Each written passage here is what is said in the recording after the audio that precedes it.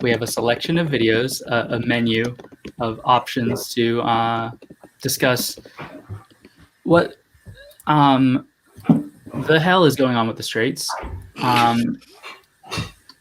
But before we jump into that, I think the first thing we should cover is TikTok news updates, which the big one that there are some big ones that I don't know if we've talked about on stream yet. The first one that jumps to mind, the most like immediately evident one, is that they've changed the voice actor for the speech to text. Because they're getting sued. Because they're getting sued. It's a positive thing in a way. The main thing I'm mad. The dogs are getting fed. Sorry, they're moving around. I'm mad that they didn't just pay the actor. But it is a good thing that at least they've decided to change it from the actor who was explicitly saying, "I do not want my voice saying slurs," to the Watch Mojo voice. So it's really okay. So it's really similar Barbie voice. Yes, it's really similar to all of it. That's a very standard commercial voice. People are like, it sounds like Kristen Bell, sounds like Watch Mojo, sounds like the Troom Troom narrator when Troom Troom has a narrator. Sounds like, what was the other one? Grammarly. The question is we know the voice actresses for at least two of those things. We don't know the Troom Troom voice actress, but it doesn't sound like her because she has an S issue. She clearly had a lisp at some point and they corrected it. So I don't think it's the same one there. I would love to find the new voice of TikTok because she is so alert. And it does not vibe with the vibe of TikTok at all. Interesting thing. British TikTokers do not have the new voice. They still have the old voice. But it's a different voice, correct? No. Oh. Maybe it's that's still a hers? rolled out issue. Maybe they haven't rolled it out. Either that or region. they're hoping she isn't paying attention to British.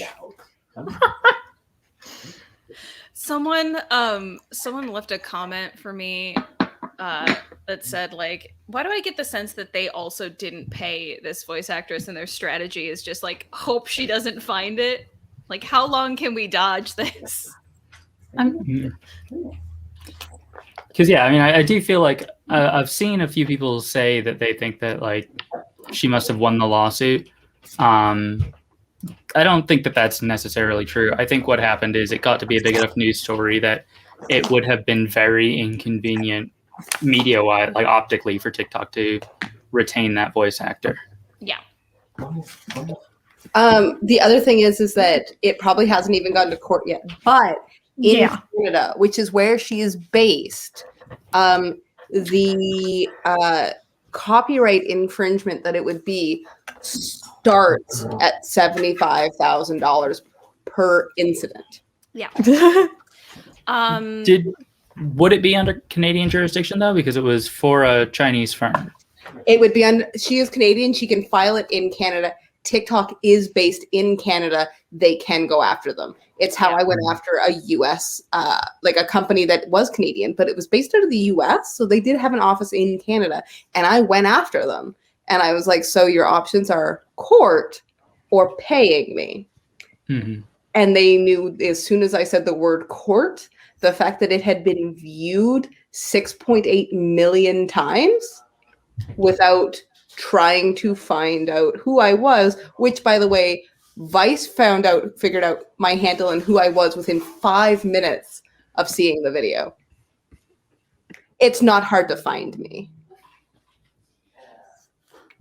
Canadian copyright law is pretty strict and it's pretty straightforward. Mm-hmm. If you do not ask permission and you do not obtain permission, you can be sued. We're not a very people. No, but it all depends on what kind of contract she signed and what rights she signed away in that contract, and it's all really complicated. And there's also the possibility of like union dues also being due because this technically counts as like a new use or a reuse depending on what context they wanted to argue. So there's a lot of money potentially tied up in this, and I think they just wanted to make it go away because they don't like bad press. They really hate bad press. I think they definitely want to make it stop accumulating problems at the very least. But the new voice. The new voice. The new voice. So not good. It's definitely better than the old voice. Like, this actress did a better job, and that's a problem because it has risen to Uncanny Valley. It's someone called it Uncanny Valley Girl, and I was like, fuck, that's the best joke I've ever heard. And someone said it in the comments, and not me. But that's exactly what it is. It's the vocal fry. It's the vocal fry. That's really getting me. It's very much like a normal commercial voice that actors get trained to do. But oh my god, it's like the thing that is freaking people out is the use of vocal fry in an AI. Like, why does the AI know where to use the vocal fry? There was one use directly commenting on it that really, I don't know if this is just like the way that the like software they implemented happened to decide to intone these words, or if they went and customized this in. But like, it's the blank for me line. It does that intonation right.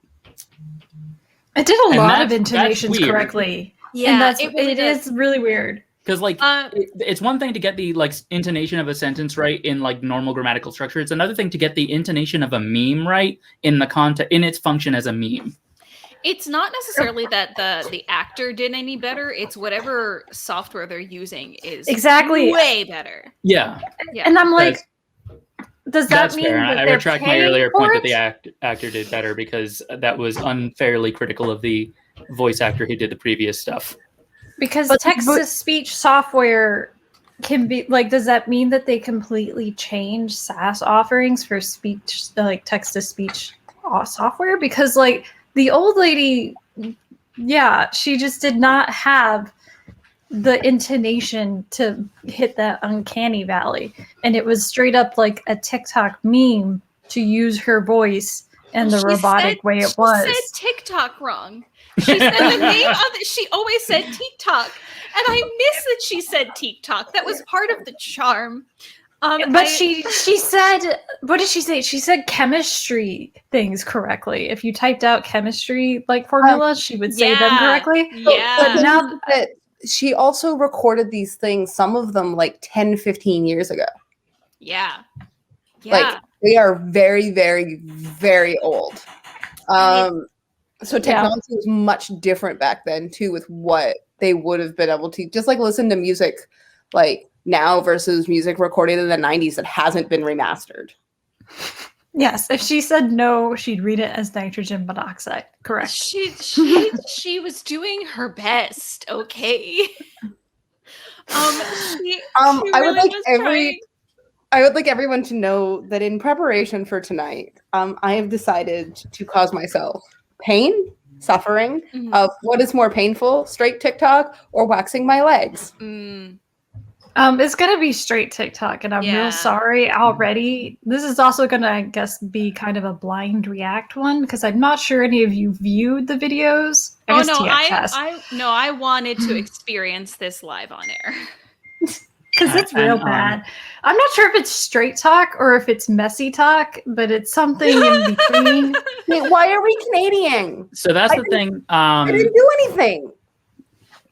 We can save this for a break because I do want to get into the topic of the stream. I want to circle back around at some point and talk about promoted posts, which is the other big TikTok news we should talk about this stream. But getting into the topic that we've all come here to discuss, what is straight TikTok? Like, what does that mean?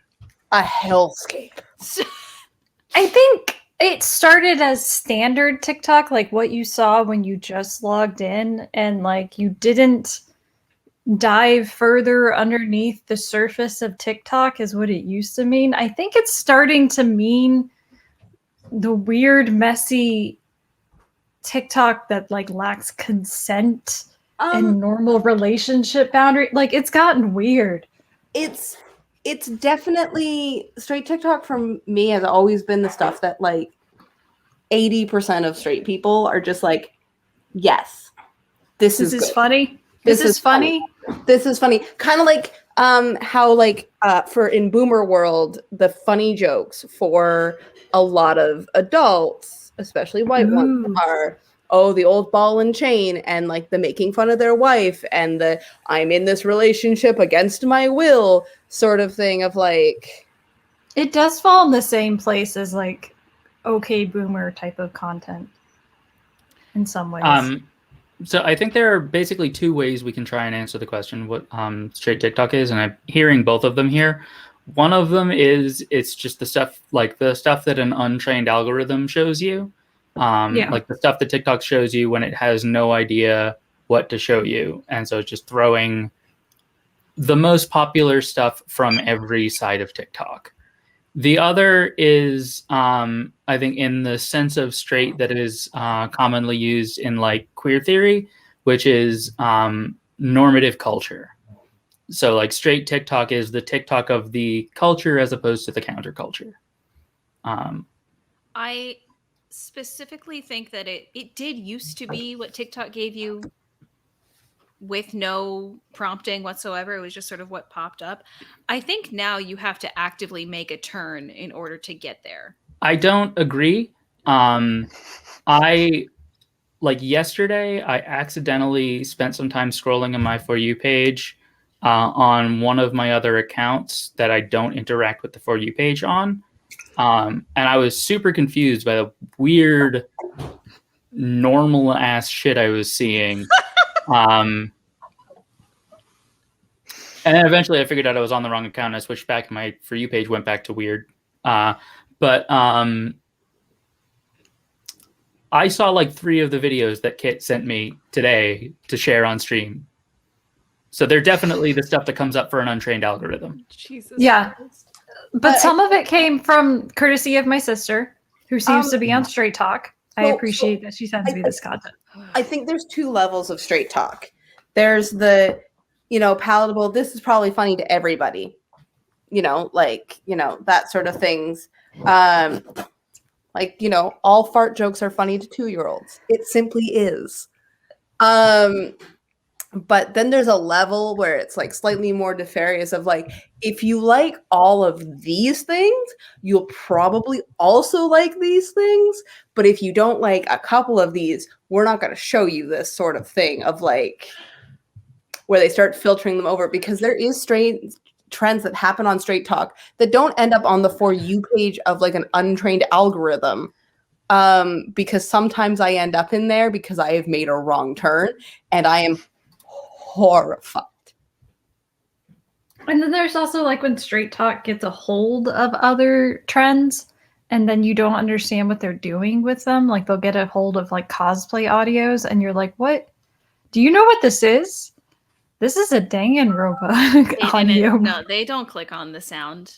They don't know. This is how so many of my audios ended up on StraightTok, and they come back to me and they're like, who is this bitch? All right. I was using this about my dog. So Kit sent me 12 videos today from StraightTok to share and discuss. And I've just sent a menu of those TikToks to the Green Room chat. So I think whoever wants to pick one, and that time when they thought the song Discord was about the app was very funny. To be fair, a lot of young people thought that. A lot of people who didn't come here from Tumblr thought that. Are we having to like screen share, because like I cannot. Oh no, I've got the files. I'm just gonna be playing the files. Okay. We found out a week or 2 ago that it's possible to just like hit share file, and it will play the video without requiring any manipulation of which window you're showing. Oh, beautiful. I would like to request to start with the file from, I think the username comes first, so Dr. PP Poo Poo MD. I'd really love to start with them. All right. Pick a number between 1 and 30. No. All right. Wild. No, wait. 25. No. All right. Playing it safe. what in the lack of consent? The part that I liked about that was it clearly was scripted, but it initially seemed not scripted. The joke in both cases was, isn't not giving consent super fun? But they actively made the joke. They were like, because that like, oh no, 25. Like, no, I know, no one does that. This is StraightTok is like this weird Why is thing the where acting like bad? lack of consent is funny, and I'm like so disturbed. Why is the acting bad? Why I is just that want to happen know so why bad? the acting is bad. So when I downloaded these, the title that it automatically assigned to them was just the full, like the username and then full description. So that one was Dr. Pee Pee Poo Poo MD. My hashtag love language is pay attention to me all the time or I cause trouble, especially when you've been playing hashtag Animal Crossing for 3 hours, hashtag haircut. And like it, I get that it's a joke. I get that what they're doing is a joke. It really it has, you know, that thing that like people talk about with certain kinds of jokes where like it's not that if you tell the joke everybody thinks you do the thing in the joke, it's that if you tell the joke, people who do that thing think that you agree with doing that thing. Correct. I remember a story specifically about a dude who got in a fight with his girlfriend and she like left the house for a bit just to de-stress, and he logged into her Animal Crossing island and like got all of the neighbors to move away. Yep. I remember that. I would cry. Mm-hmm. And that's just like abuse. Like that's That's just abusive. That's destroying your partner's property to punish them for your feelings. Yeah. Why? Yeah. That's the thing is that like StraightTok is deeply unfunny because it does like play on that theme. Well, it's deeply unfunny because the joke is always cruelty. Like as far as I can tell, the joke is always at someone's expense or haha isn't being awful funny. And there is no other kind of joke. Skate Gamer Jord, yeah, I think we're all on the same page that the TikToks are faked. The thing that we're talking about is what it is that StraightTok jokes about. Okay. The thing is that yes, that is scripted. The reason they are making this joke is because they think doing that to someone is inherently funny. They just know if they do it, they're going to get slapped. But what it does is it tells younger people watching that or other people watching that this is in fact funny. You should definitely do it because not everybody will in fact pick up on the fact that that is scripted. We saw it in the early 2010s with like Lily Pons and like all of those like prank shows where most people can tell that they are obviously scripted, but the pranks were always about hurting someone or causing harm to someone. That does remind me that there's a YouTube channel that my kids watch that I appreciate because they actually ask for consent on all the pranks. They're like, can I do this prank to you? And then they do. And like, I really appreciate it because it's not like those videos. Like it's always just like, can I like put this slime on you? And they're like, yes. That's so wholesome. It is so that's so wholesome. I appreciate the idea of telling kids like, hi, you need to ask permission before you do something awful to your friend. That's great. And it's also just like the idea that I think it touches on a like complexity of consent that I think our discourse isn't really at yet, which is that it is possible to deliberately consent to a thing that you won't enjoy for someone else's pleasure in a way that is not morally wrong. Like, and like I talk about my housemate with this all the time because like I have a car and they don't, and they will often ask me for a ride, but they'll ask by saying, do you want to give me a ride? And I'll say, I don't want to, but I will, because I care about you and I'm willing to suffer for your benefit. As a Canadian, I do want to talk about Just for Laughs. That is a good The thing is that Just for Laughs sometimes also went too far. Like legitimately did things that did at times cause people harm, and did things that, you know what, really aren't okay. Just for Laughs happens in Montreal, and there's parts of Just for Laughs I like. There's some skits that I'm like, really, we gotta do that?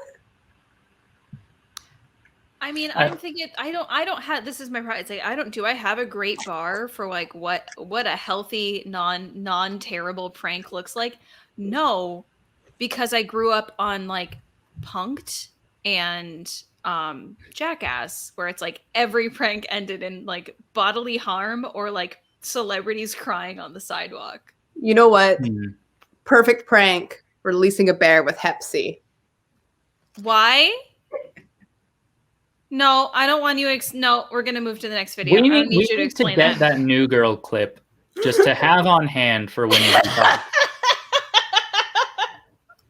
I'm referencing New Girl. Okay. 100%. All right. Sure you are, buddy. Sure you are. At one point, This is definitely not a Winston moment where you have decided that the most extreme prank is the best version. I do also want to say though, while we're discussing straight TikTok and jokes that like encourage or normalize harmful behavior, we shouldn't leave that topic without acknowledging that countercultural groups have jokes like that too. Oh yeah. Like, okay, the by the way, the YouTube I'm talking about is Colin's Key. If you are interested in a weird consensual slime channel for kids. Thank you. Winston does at one point go, we need to get someone out of her room. We should unleash someone with a bear with Hep C. And everyone goes, why does the bear need Hep C? He goes, why else would people run?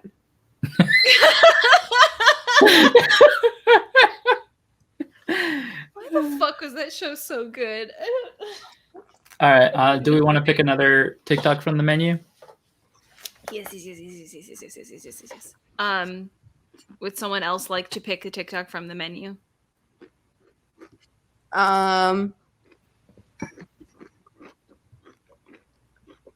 The way he be slamming money. What? I'm not gonna like that.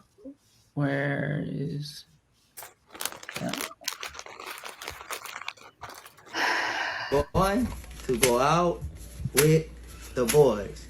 Don't call, don't text, don't annoy me.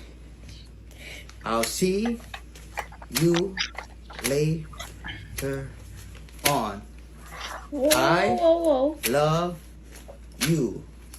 How much loves? Don't call. How much love do you love me? Don't text. Okay. Don't annoy. Okay. Do you understand? I don't think I understand. Couple more. Is that good? Nope. A little bit. Okay. You're good? I'm good. Thank you. Okay. Don't call. Don't text. Okay? Okay. Okay. Okay. Bye. Have a good night. That one is so long. It's so long. Why so isn't there any long. sense of timing? I know that every Why time does he have like 10 grand in his hands? don't fucking question it, first of all. Second of all, I don't like that the first thing my brain goes to every time I see one of these TikToks is, why is the acting bad? Why does no one have any sense of comedic timing? Why isn't there any editing involved? I'm just like, the quality is so low. We could do so much better. And I think that the answer to that why is this man is paying her to shut up? Cecelia. I think the honest answer to that is when we like the joke, we will forgive shitty acting. It's I true. tried to It's find true. one that didn't involve like a lack of consent, but was still straight talk. So that was what we got. Clearly there's consent on both sides about this. There is an agreement going on, but it's just like, why? You know what? I am a big proponent of, if you do want to do something, but someone's going to pay you to do it, it makes it a lot easier to do it. Like, as I said in group chat earlier, when that creepy person said that thing to Micah, the accurate response is pick some outrageous amount number and say, pay me this and I'll do it. Sometimes they'll pay you it. But see, that joke would have been funny if it had been, or funnier if it had been like, hey, where are you going? Hey, don't bother me. And then the demand was like, okay, pay me for my silence. I mean, and I then think was immediately paid. That actually would have been a decent joke. I think a big part of why that TikTok happened, though, because like even when it got down to bills that were not the fancy new hundreds, those were still hundreds, and like the bills under the hundreds at the very end were 50s. I think a big part of the reason that TikTok happened was they had a lot of their money in cash that day, and they really, really wanted to do a bit with it, and they did, and they wanted that bit to show how much money there was because it's fun. I am not going to criticize. That is genuinely a fun thing to do, to show off having a lot of cash. I really hope that was prop money. That was money. That was money. Yeah, I think if it were prop money, they would have matched. They wouldn't have had some new hundreds and some old hundreds. It sounded like real money. How do you guys tell what money is what in the US? No. It has numbers on it. We read the numbers. That's how we know. The newer money is easier to distinguish, but yeah, the old money, you just look for the numbers. The newer money has like clip art numbers on it. Canadians are illiterate, okay? I know. They just tell by color. But this is I understand completely as someone who's had to like pay a security deposit in cash to a really sketchy apartment rental company one time because I didn't have any checks and I was like, no, I'll just withdraw all this money. Then I had a bunch of $100 bills in my hand for like $2,000 worth. And I was like, I'm going to put this, just like put it out on the bed and look at it. I just want to touch all of this money for like while I have it, while I'm not spending it. It's the typical joke too of like women are annoying, wives do be shopping, and like relationships are transactional.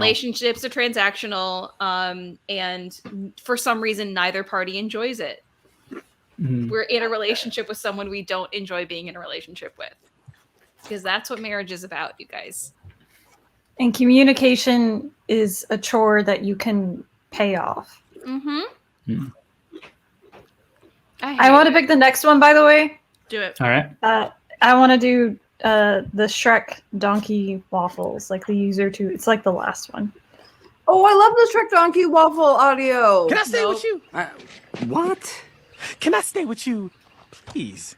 Of course. Really? No. Please, I don't want to go back there. You don't know what it's like to be considered a freak. Well, maybe you do, but that's why we gotta stick together. You gotta let me stay, please, please. Okay. But one night only. Ah, thank you. What do you? No. This is gonna be fun. We can stay up late, swapping manly stories, and in the morning, I'm making waffles. This was for you, Cecelia, based on the conversation we were having before the stream started. Thank you. Because I think the joke for the straight person is that the other person is annoying. Yeah, like for me, when I go to Savvy and Tim's house and I am staying there overnight, when I go to my married friend's home and I'm staying there overnight, that is legitimately the energy that I bring into their home, and it is a good time for all of us. Yeah, I feel like is it weird? Is the weird part that they have a single friend? I think, if you'll forgive me for being mildly anthropological about it, I think that the idea of this kind of meme in like monogamous heterosexual relationships is that reinforcing the idea that the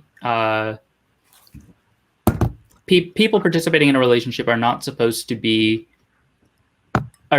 like in any way any of their partner's like friends of the same gender, because they are not supposed to express positive feelings toward people who would be in the category that they would be attracted to. I don't understand straight people. I think there was kind of like an introvert joke underneath it all with the like blanket thing, them just being on the couch with the blanket being like, oh, we don't hang out with people because we're married and we just don't get out. But like, there's a whole thing in there about when people get married, they are kind of expected to cut off all of their single friends and like find new married friends and move on with their life because they're not supposed they're in a different phase of life. That is a whole goddamn thing.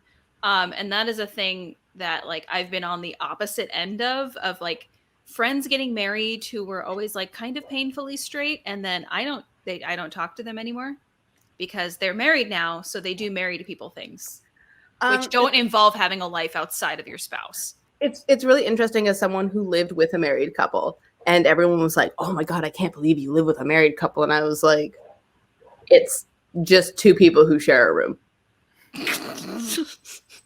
that sometimes swap saliva." So it's such a weird. There's such a weird thing because people don't get as weird about it when it's just like, oh, my two roommates are dating and I'm the third roommate, or like 2 out of the 4 roommates are dating. No one gets weird about that. But the second they're married, they're like, oh, you're like in their space and sharing their house, and they must want you out right away. And isn't that awkward? It's like, no, we got an extra roommate, so our rent got cheaper, bitch. But this would also be a queer person thing of like, I don't really care. I really don't. It's kind of a white person thing too, though. It's a white person thing. It's a white person thing, and it's a nuclear family thing. And I think this is something that we don't. I was about to say we don't talk about it enough. I talk about it fucking constantly. Me too. Me too. But like the nuclear family is not like, there is not a long history of the nuclear family. And to be very clear, because every time I have this conversation, I fall down a rabbit hole of people thinking that I'm saying that all families are nuclear families and that therefore all families are bad. The nuclear family is specifically the idea. It's like the idea that families should be constructed in the most reducible form possible, the nucleus, and that like these nuclei of families operate like independently of larger networks.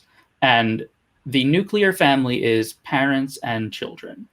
And the reason that the nuclear family is a popular idea in the United States and has become popular globally, specifically, it was pushed in the early 1900s, and it exists in order to make the workforce more fungible.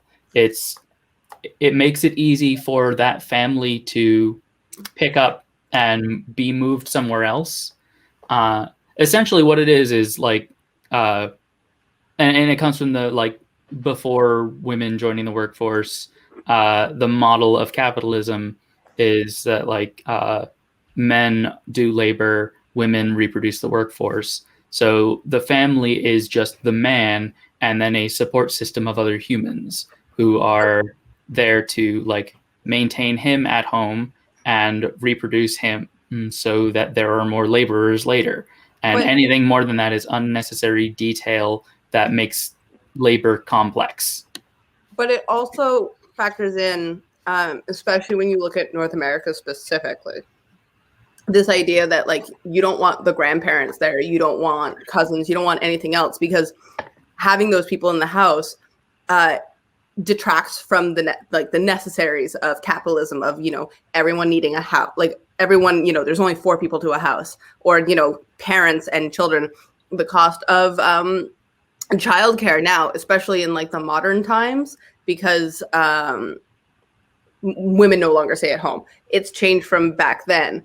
But like this idea of like everyone needs their own home, and if you depend on other people, you're not strong enough. So it's just like that whole like, you have a problem, you should just throw money at it. Mm-hmm.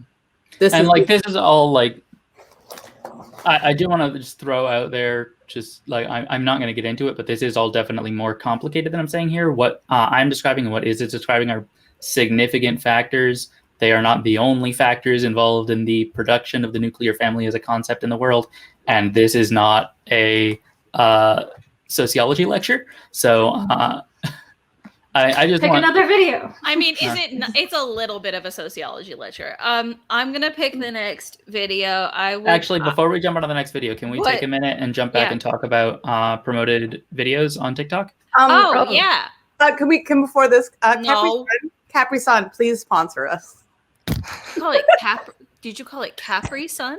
I was gonna let that slide. I will never let it slide. How else do you pronounce it? Capri Sun. Capri. That's what I said. No, you said Capri. Yeah, the accent was definitely on the CA portion. Capri. Yeah. All right, so let's talk about sponsored videos. That wasn't an awkward transition at all. No, stop.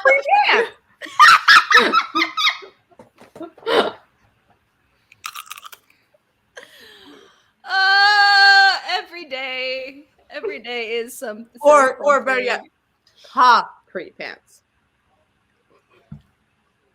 That one was almost better because there was enough of a difference between the Capri. It's just the fact that you kind of smush the two parts together. That's really. It's got a very hard K sound. Oh my god! It's like you're putting the hyphen in the middle of the word Capri instead of between the word Capri and the subsequent word.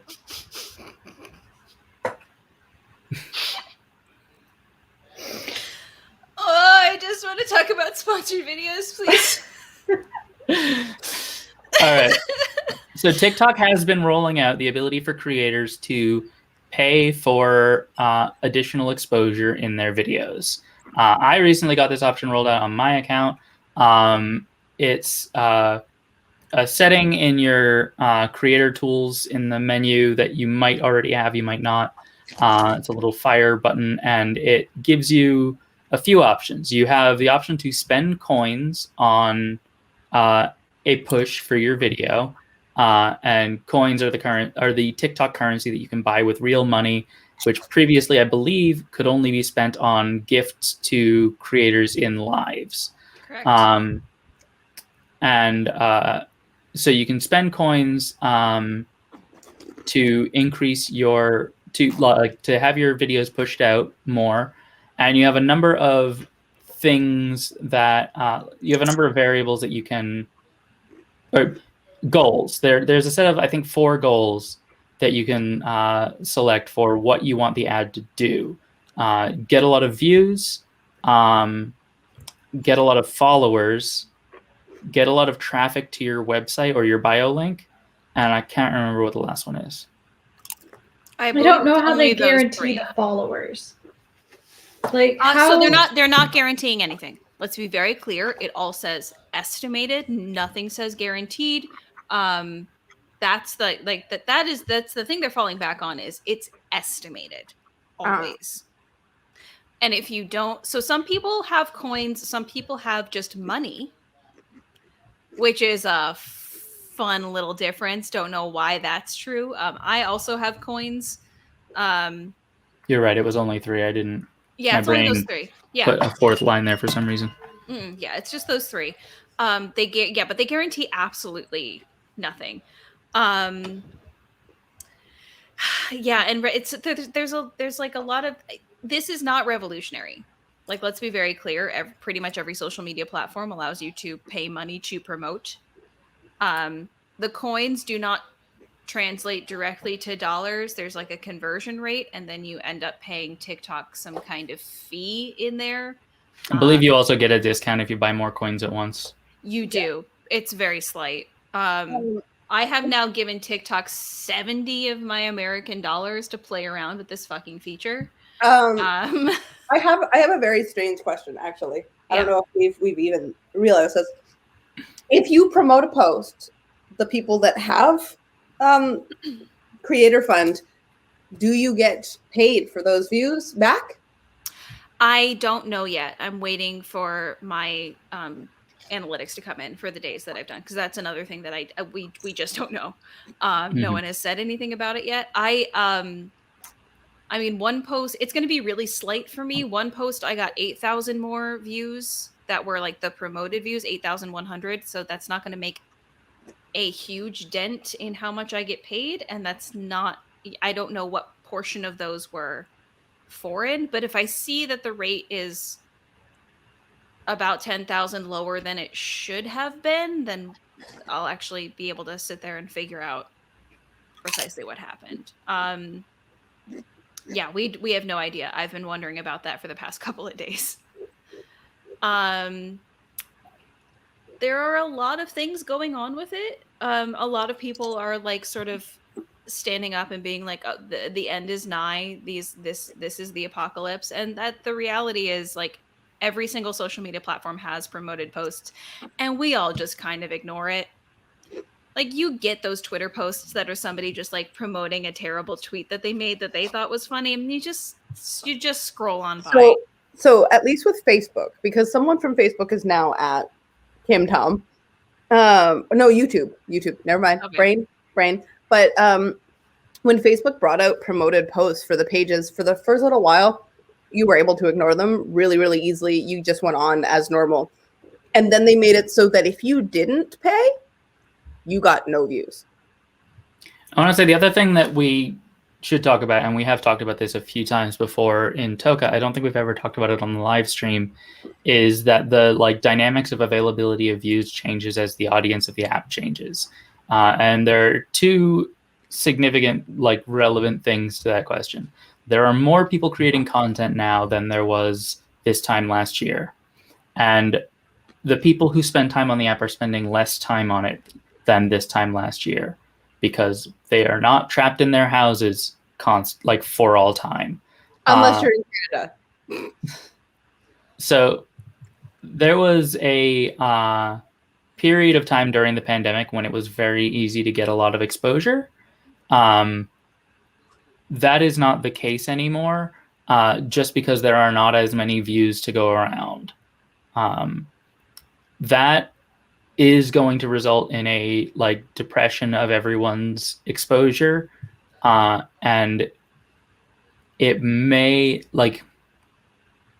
mean that videos are less. It definitely means that videos are less likely to go viral, because any given number of the number of videos that can realistically go viral is fairly static, and the number of videos that exist is flexible.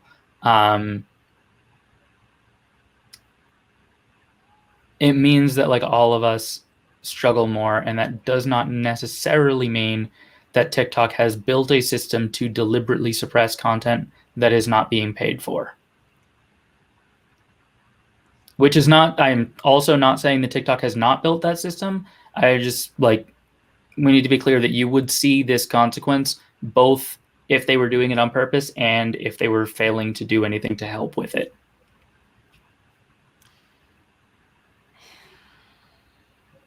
But Cecelia, you mentioned something in a video a while ago that I think is probably the most important thing for us to talk about, which is that promoted posts are not always labeled as promoted. If they are served to you because you follow the person, you don't get the promoted flag. And that's important because we are likely to see advertisers paying creators to make promoted posts, which will be showing up without the ad flag, and which those creators may not be explicitly declaring in the text of the video that are ads.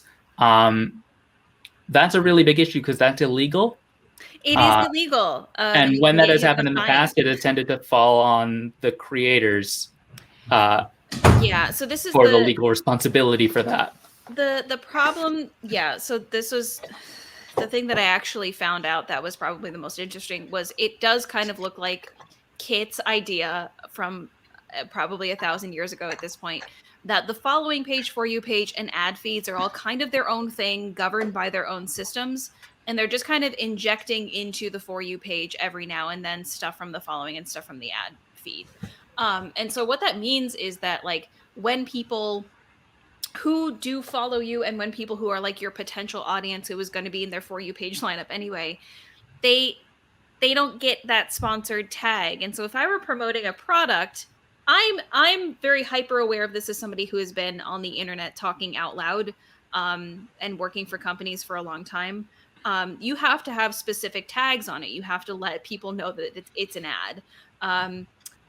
the problem is that the platform is never liable for what gets posted on the platform, and that's a good thing and that's a bad thing. And in this case, it's a very bad thing, because if there are less reliable companies out there who will take advantage of the fact that people don't necessarily know what the regulations are around this. And if they send you something and you don't read it super carefully and you don't mark it as an ad, the company can say like, oh, well, we told them to mark it as an ad and they didn't, so it's on them. And then they get slapped with an FTC fine. Yeah, and like ideally what should be the case is that the corporation is always responsible for the content of advertisements for that corporation. But corporations have more capacity to influence how that decision gets made than teenagers who got famous by accident. Yeah. It's the whole thing stresses me out, because I know it's going to be teenagers that get taken advantage of in this way too. Just like the Coldest Water really targeted younger users with those terrible rates that they were offering them. It really wouldn't surprise me if advertisers are already contacting younger influencers and being like, hey, if you want to take out this SpawnCon kind of ad, we will reimburse you for that cost and then pay you on top of it. And it seems like a really sweet deal to them. And then it's not. Right. And what the advertiser is getting away with is crimes. Just little crimes here and there. The gist of it is, anytime you are doing any kind of sponsorship, anytime you're promoting any kind of product that you've been paid to promote, just mark it as an ad. Always mark it as an ad. I know it feels disingenuous to be like, oh, this is an ad and I'm making content around it, but you can literally, it takes 3 characters, #AD. That's it. Yeah. And then you're safe. Sorry, 4 characters because you need a space. Yes. Okay. Space, #AD. And then you're safe. You're completely safe. So that's the thing that I have that concern. And then I have the concern that TikTok isn't really monitoring that system at all. Because it's not. Mm-hmm. It's not. I promoted another post last night, and that was the post where I openly said that I was worried about TikTok not looking at the videos that are getting sponsored because of TikTok's Nazi problem. Did you have a promotion? Did you have a review period? Yeah, but it's about an hour. If we're being an hour is not enough time for somebody to be looking at all of them. No, it's not. But if we are being rigorous about the possibilities here, you have not proven that TikTok doesn't look at them. You've proven that either TikTok doesn't look at them or that they are comfortable publishing criticism of TikTok. This is true. Which, like, being a Chinese company operating in America, they might see it as optically important to stand up for free speech. And the cultural definition of free speech is speech that is critical of specifically the platform that it takes place on. That is true. That is our meme idea of what free speech means. All other speech doesn't count. Yeah, this is actually, Jordy, that's a good point. That things being an ad has to be accessible. And it is important to verbally explain it because not everyone can see that it is written. I understand where people want to like embed the SpawnCon in a way that feels natural and genuine, but like, yeah, the morally correct thing to do is to make it very clear in multiple ways in the video that what you've created is an ad. The thing to do to cover your ass is just at least put #ad. Yeah. We're putting both of those out there because we are a creator advocacy organization, and we know that some of the TikTokers who follow us are not going to follow the most like ethically rigorous platform we can put out for them. We still want them to not get themselves sued. Yeah. And I don't know. I have a lot of this. The system seems too shaky and new right now. And I just don't necessarily recommend anyone use it, because what happens when you pay for coins, especially, is that because TikTok isn't guaranteeing anything, they don't necessarily use all of your coins. So the first one I did, they used all of my coins in a couple of hours and then shut it down. The second one, they didn't use all of my coins and those coins came back to me. Oh, that's And now I interesting. but now I just have coins. Mhm. You have to And that's go not money. to TX's live And and give the just coins. Yeah, start giving those like $2 and give me tips. gifts, which you buy with coins, and then those gifts turn into diamonds, and diamonds are worth 5 cents per, which equals about half of what you pay for upfront to make those diamonds happen. Yes. I don't even think it's half. I don't know what the exchange rate is anymore. I can't tell. Yeah, I also haven't checked in a while whether it's still 5 cents a diamond. Do we want to watch any more Straight Talk tonight? I do absolutely want to watch more Straight Talk tonight. All right. Well, pick one. Yeah. I would like to watch Rosario's on Wheels. No, this is the Husband can't stand your attitude, and now there's 4 of you.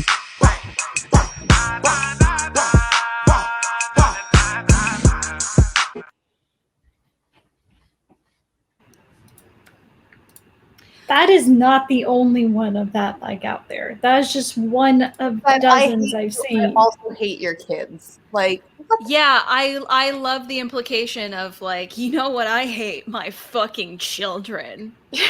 All right, so here's the fuck? caption for that. The user is Rosario's on Wheels. The caption is "Pull out game week. You did this." Crying, laughing emoji. Crying, laughing emoji. Crying, laughing emoji. Sparkle heart emoji. Sparkle heart emoji. Okay, I love the implication as well that they were like, yeah, we don't use birth control in this house. And that's why there are so many children. Like, you gotta love that on the wall behind her, it also has that cursive blessed. Yes, your house is like the blessed and the full gallery wall of family pictures behind them as they're like, our dad hates us. Yeah, and it's like, I have no idea what their home life is like, but it's like the vibe is absolutely. It feels like they don't actually feel this way about each other. They are just constructing the culturally expected joke. Yes.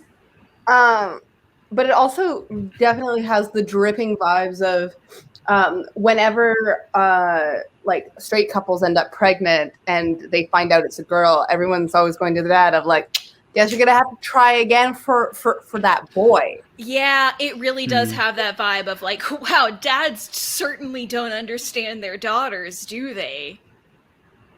And it's like, oh man, I ended up with, you know, minis of my wife, the My person wife, I love, I hate. but not a mini me. I didn't What's notice going on the here? I haven't hashtags reproduced on that myself in the one, labor force. but man, the hashtags on that are real. Oof. Oof. I'm not seeing hashtags in the description in that one. Oh, it's not hashtags, but the description. I mean, like, pull out game week. Pull You out did game this. You did this to yourself. You gave yourself children that you don't like. Blessed children. Blessed children. The children. Blessed. Also, I love the fact that they did not plan that in a way. Again, the editing, the quality, terrible. In that they did not plan that in a way where they're walking off camera. They just walked into the corner of the room and then got stuck there. In this household, people do put baby in the corner. All the babies go in the corner. After they talk about how much their dad hates them for views on TikTok because their dad probably doesn't actually hate them. They seem like they're well-loved children. None of these videos, by the way, were underneath 50,000 likes. No! None of them. They're all outrageously successful. Please, Thank you for bringing that up again, because we do want to talk about the fact that the reason we're talking about these videos is they are the kind of videos that show up if you have not trained your algorithm. This is the content that TikTok defaults to showing people. Like, that's why this matters. That's why it's worth paying attention to what these videos are. like we could do the same. Like I could pull 12 videos from my feed on a given day and just tear into them for being the worst examples of queer TikTok. Like we could do this with any like corner of TikTok, but this is the stuff that's up front and center. Yeah. Oh god, next one, more. Tell me which one. You'll like the Ashley Strong Arm one, Okay. Cecelia. Yay. I think I picked that one for you. I And refuse to actually, age TikTok. I just wanted to point this out because maybe I'm being insane, but I've been using CeraVe daytime lotion as my morning lotion because it has SPF in it, but that's not really what I'm here to talk about. I've been using Elta MD tinted sunscreen over that as my foundation. It has like a little bit of color, which is great. But then I found this Color Science skin like color balm, and it's got SPF 50, and I've been using this on my cheeks as a blush.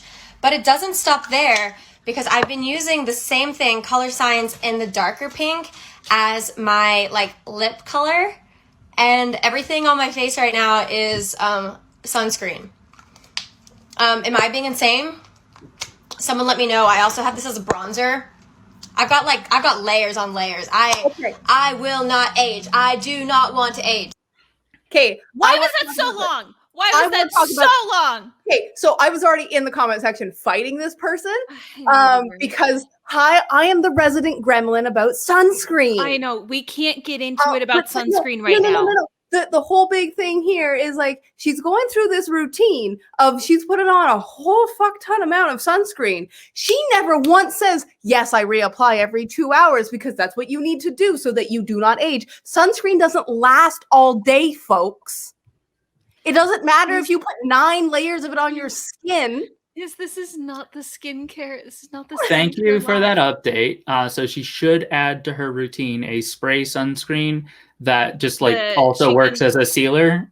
Yeah, it's the Super Goop. That's the really good one. That's the one that I use. Not a single one of these, including the CeraVe, is mineral-based, which means you are actively killing the ocean and actively potentially giving yourself cancer because you're putting a carcinogen in your skin because oxybenzone and avobenzone are not good for your skin, and they're in the CeraVe because I looked at it. This is not skincare. You forgot that has a thing about sunscreen? That this is like a fixated interest? I have never heard Iz talk about sunscreen before. This is new for me. This is a whole fucking thing. No, we're gonna do this later.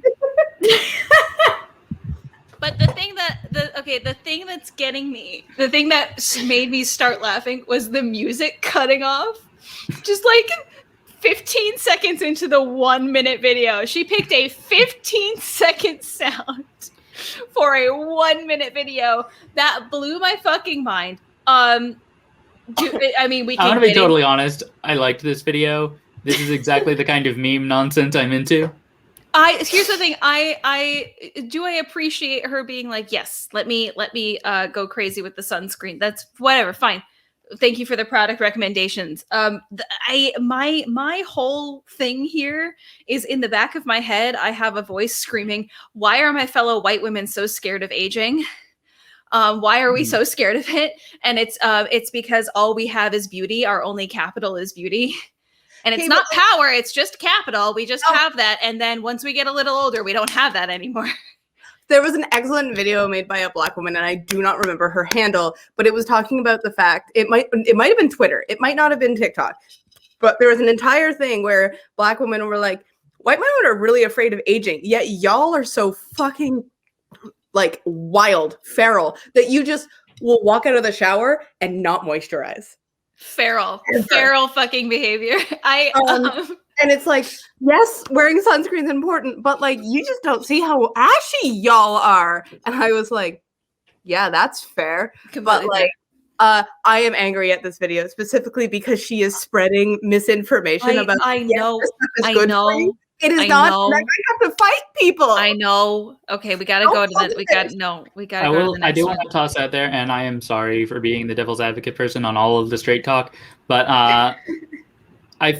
when I watched this video, I felt very similarly about it to the way I feel about I don't want to be perceived videos from queer TikTok. Like, it just felt very obviously to me like they were doing a bit about the mechanics of the oppression, and like it's that humor is not necessarily helpful, but it's also not necessarily destructive. That didn't feel like a joke about the mechanics of the oppression. Yeah, I mean, but neither do the I don't want to be perceived jokes. Some of them are just people expressing the idea, I don't feel comfortable being perceived. And like, while that is a joke that deals with the mechanics of the oppression, it's not like intended to be. I have complicated, I can't condemn this for that because I don't condemn it in my own community. I don't condemn it for that. Excuse me. I condemn it for I'm very tired of white women making videos about like, here's how I will never age, as if that is the goal. I'm tired of it. I'm trying to age desperately. Are you answering Kellyography? Yes. No. Yes. So Banana boat, simply protect. This is the most readily accessible one. It's inexpensive. You can get it almost anywhere. Pretty much what you want to look for in a sunscreen is check the ingredients label and see if it contains titanium dioxide or zinc oxide. That's what you need. There's some really expensive ones that I really, really like from Italy. They are not easy to get. I can't get my hands on them 99% of the time. But yes, this doesn't kill the ocean. It's good for your skin. The downside is it does leave a white cast, which people don't like. I simply have not. All right, I gotta cut you off. We are at an hour, so like this is normally when I say, "Hey, do you guys want to keep the stream going?" And I can't, in good faith, say we're out of time. We've got to stop. But if we're gonna stay on the call, I do want us to move back on to what we're doing. I would love to watch more terrible TikToks. Some of them. It's your turn. I've forgotten. No, you cannot. It ends beautifully.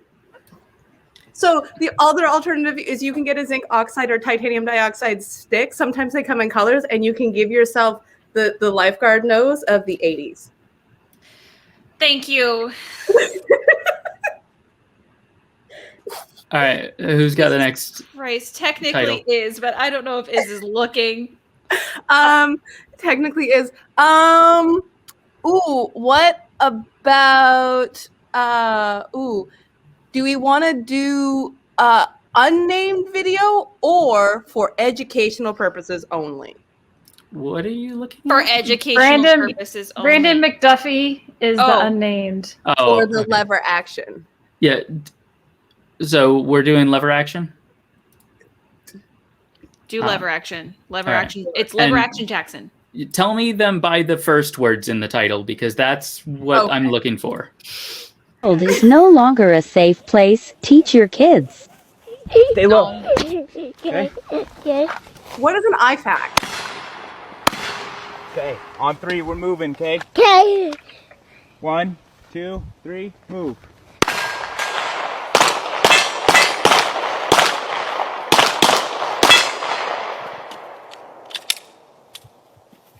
Okay. Hey. Tourniquet time. Tourniquet. Right arm. Right arm. Up high. Up high. This way. Yeah. There.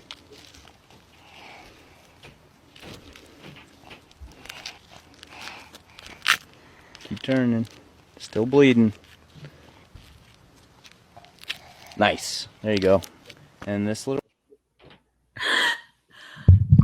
Nice. Like why? Here's the thing. I think there are like great ways to teach your kid about like survival skills, but not ways that are actively frightening. There are really good ways to do that are not actively terrifying and instilling in your child this idea that someone is going to come into your house or come onto your property and try to kill you. Why do white men want to shoot someone so badly? Why do white men?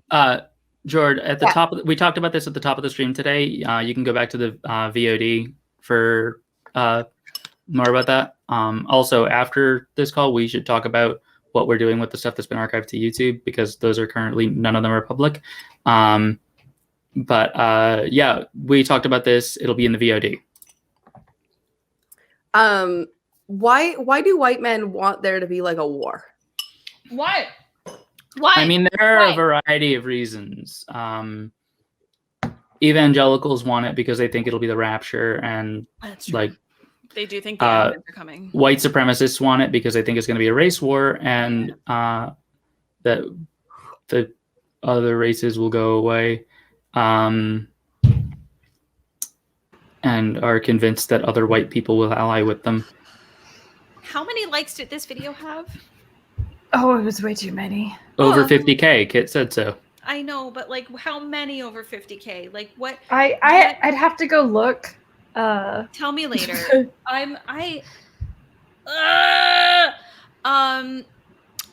This is what I'm just like. I knew how to apply a tourniquet at a very young age, but that's because my family did a lot of outdoorsy shit, and we own a tree farm. My family owns a tree farm, and there's always the possibility of a terrible accident. And we did carry like med kits around on the tree farm just in case somebody got hurt. And I knew how to do that kind of shit, and I knew how to set a broken arm.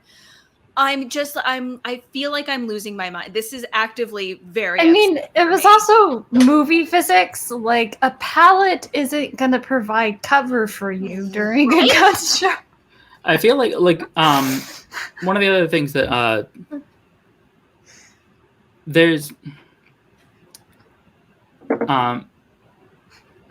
did any of you see the XKCD comic about regular uncertainty versus epistemological uncertainty? Yes. It was like regular uncertainty is like, this is the percentage that we received. It could be off by 2% in either direction. Epistemological uncertainty is, this is the number we received, but we don't know whether Bob the data tamperer broke into our lab and switched all the vials around. This feels like my intuitive sense of like whether this is okay is,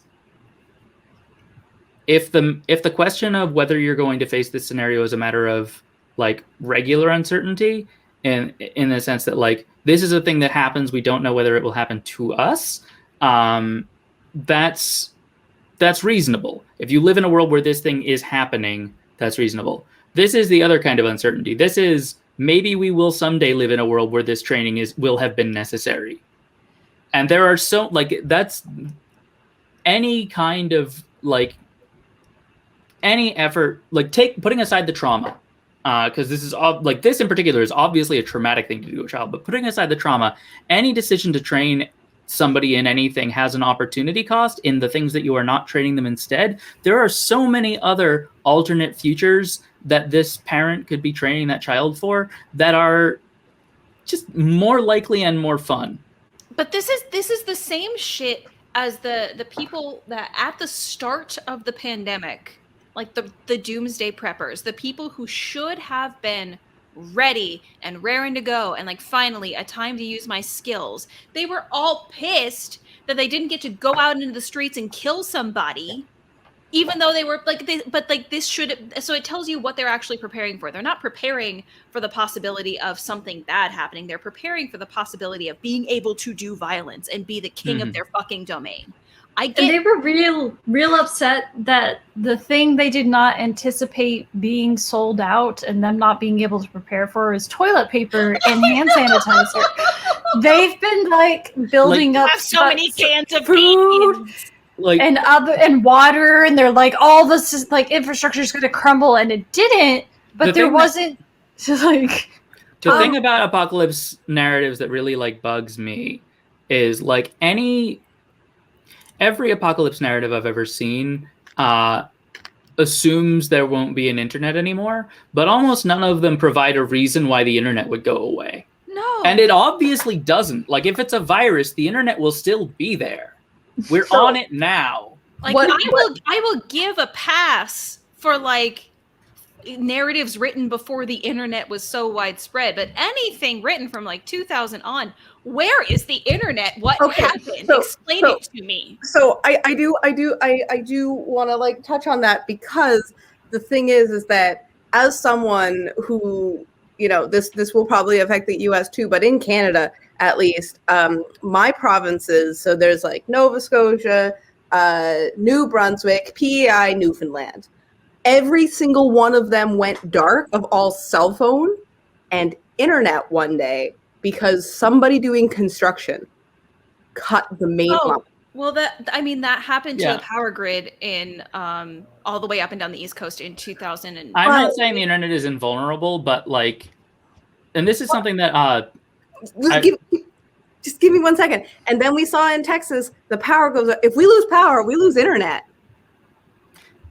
Yes, this is true. I am not disputing the possibility that the internet would be less stable in an apocalyptic scenario. It's just never there. It's something John Green said years ago, stuck in my head and just fully changed the way I think about apocalypse forever. Somebody sent him a message asking what he would do if the internet went away, and he said, well, the first thing I would do is join Project Fix the Internet.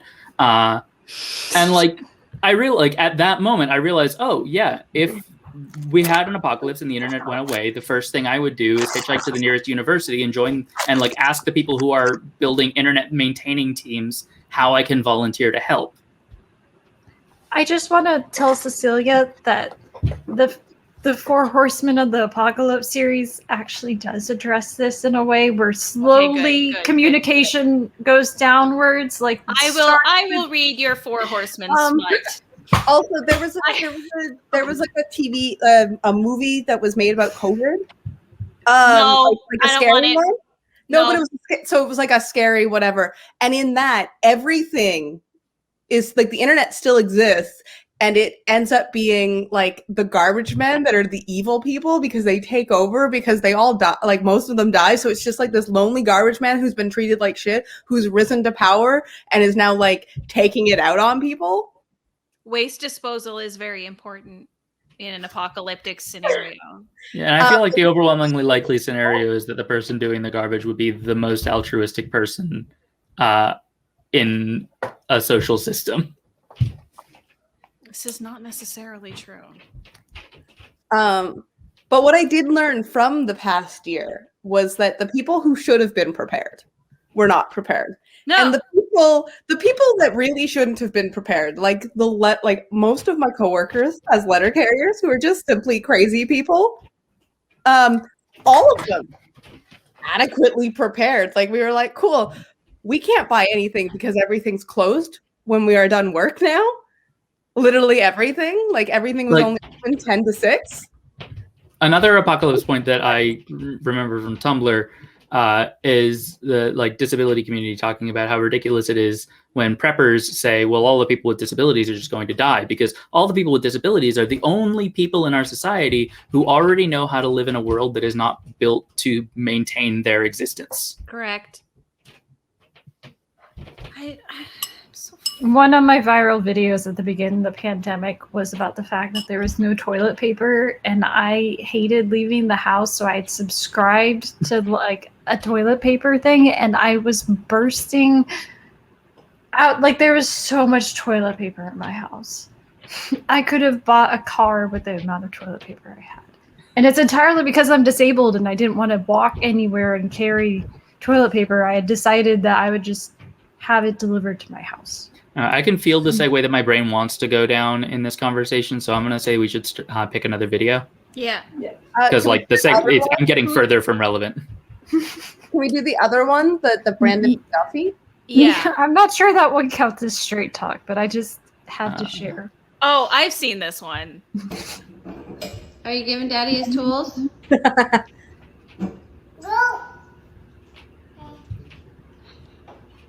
Good job, baby.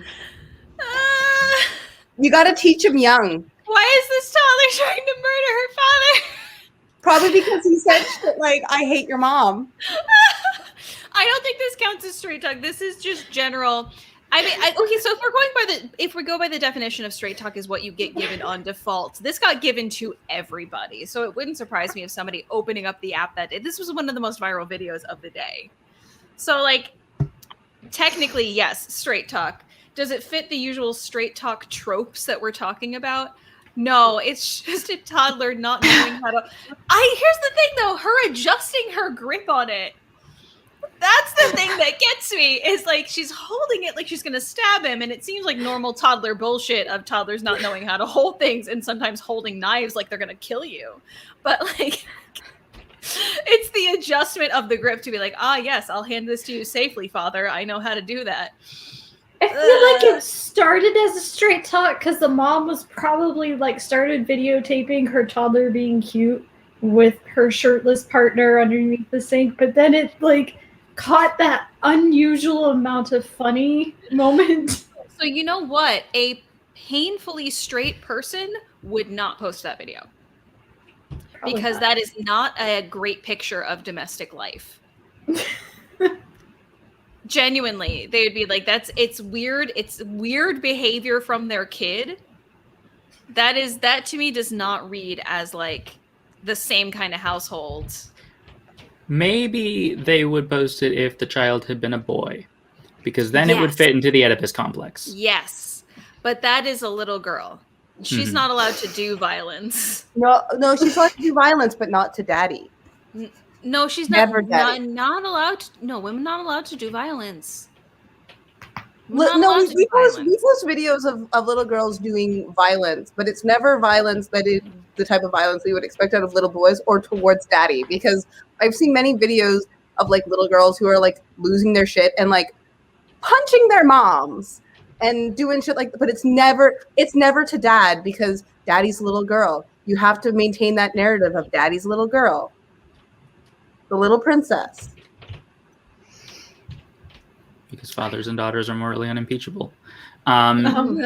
This does make for a really good example then to talk about what I like open this conversation with, which is that there are two ways to define straight talk. Is it the TikTok that you get before you've done anything, or is it the TikTok you get if you are a very normative person who like is selected into the subcategory of TikTok for people who are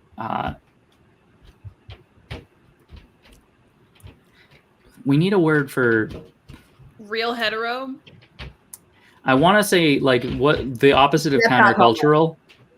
That's not homo. Normative. No homos. Yeah, I mean, normative is the right word, but I feel like having the like, I want the word for. I want a word that is like prefix cultural that means opposite of countercultural. No homos. Conformist. Ciscultural. Ciscultural. It can't be ciscultural because I am a cis person and all of these straight talks are absolutely baffling. Anti-Squidward because all of those people would be against Squidward. Look at those fresh beans over there. All right. Yeah, and I guess ciscultural also implies transcultural, which obviously doesn't mean the same thing as countercultural. No. What are you doing? I don't. But this doesn't read as, in my brain, this doesn't read as strictly straight talk. So I think I am interpreting straight talk as a place you have to decide to be versus the place you are given. Is a place where we are confused by how badly it's shot and how unfunny it is, but somehow oddly popular? Is it like, what was that fashion culture for a while that had the ugly sneakers and the socks with the sandals? Question. Has straight Normcore. Has straight TikTok gotten the "I'm getting ripped tonight" RIP that and then launching into some like random commercial? I'm not sure. I think they're still saying RIP that pussy and then they just go off. They're just doing the dance. They have Does straight talk say pussy? No, they use the little cat emoji. Oh yeah. So is straight talk normcore on TikTok? No, straight talk. No, normcore.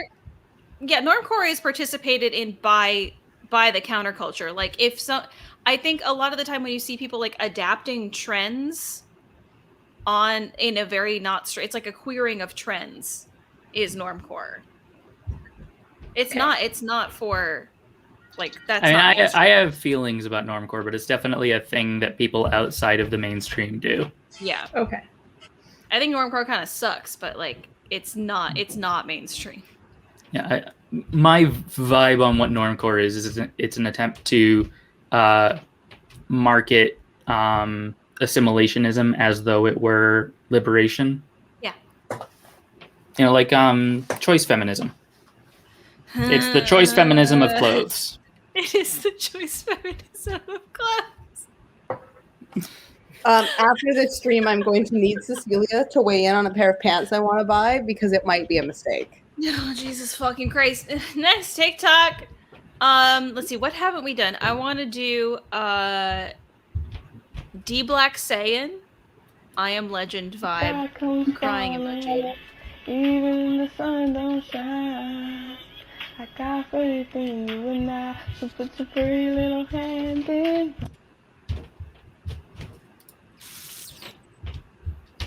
So the comment section, by the way, was immediately like, well, I feel like you don't understand what the vaccine does. I think you... The caption was, you missed the point.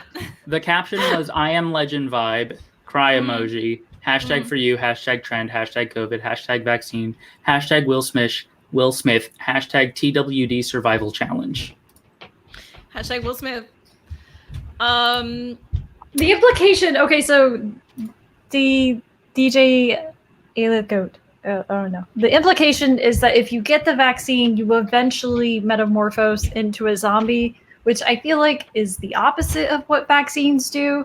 Like, theoretically, if we had the vaccines, the ones who keep circulating the actual virus are going to create a zombie population, right?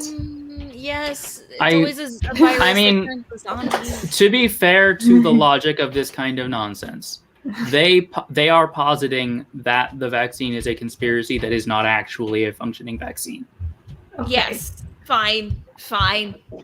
Like the claim about like the anti-vaxxers claim is never this is a functioning vaccine that does exactly what it says on the tin, and I think that's bad. It's the thing that you're calling a vaccine is actually a different thing that is bad. I'm looking at this and I don't think this does not feel like it has the hallmarks of StraightTok. It's not badly shot. It has a sense of comedic timing, even if it isn't like the best at it.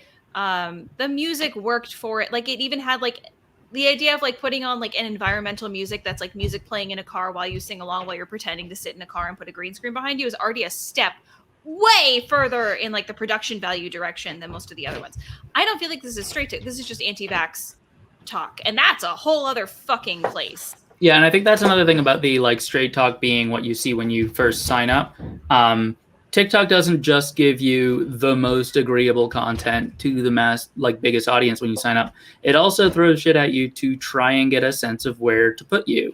And this is a TikTok that, like, if you're really into it, that helps tell TikTok that you want to go down the conspiracy rabbit hole. Yeah.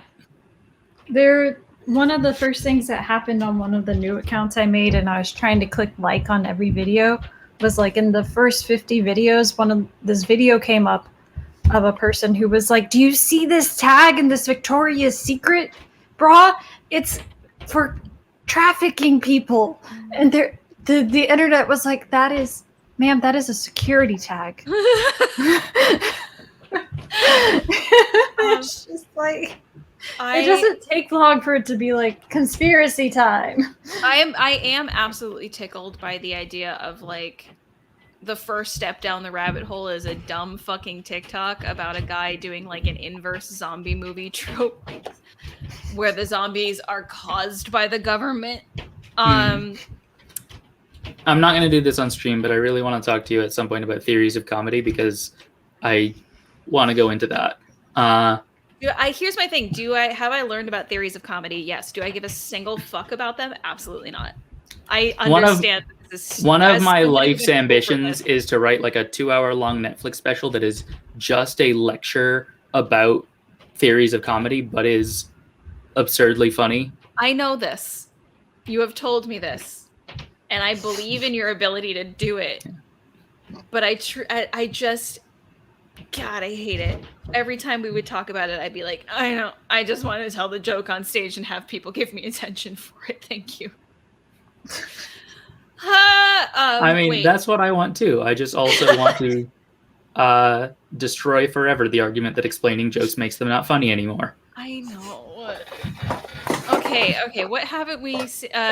We haven't seen JP's. Oh no, I've seen this though, but we have not seen JP's Stitch, and this absolutely is straight talk. This is a lot going on around here lately. Let's just see what's behind this door. As a member of this council, I vote that his membership and council status be removed immediately, revoke his privileges, and tell him to trim that scraggly neckbeard. It looks god-awful. All those in favor? I feel like this was my example of not straight talk, actually. No, I've seen other stitches of this video, and yeah. One thing that like everything I've seen of that video is people like being very critical of that guy. And correct me if like this isn't how it came off to any of you, but like the vibe I got from that video was that dude being critical of people like him who think like that. Yes. I feel like the Straight Talk video was the video he stitched. Yes. That was very much the I am entitled to a hot woman. No, what I'm saying is the impression I got was that guy who made that video intended it to be critical of people who of like fat men who reject fat women. No, he did not. He believed it. Yeah. All right. No, he unfortunately. It would have been great if it were like a critique of that bullshit. It was not. He doubled down. That is remarkably self-aware for that to be sincere. He doubled down several times. With people being like, "Hey, buddy, do you want to take this back?" And he was like, "Nope, no fat chicks allowed here." And everyone was like, "Okay."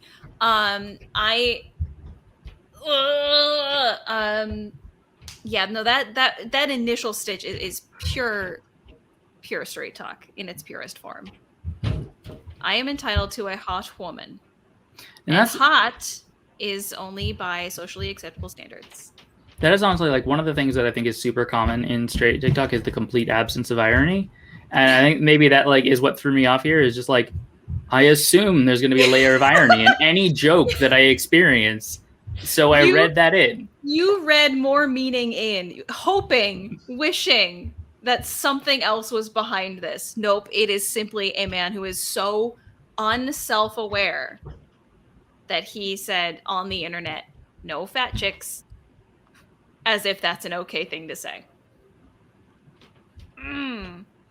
I would like to fight that man. But like directly in a construction that like the way he sets it up suggests that like this is a parody. It would make sense for these people to be with each other.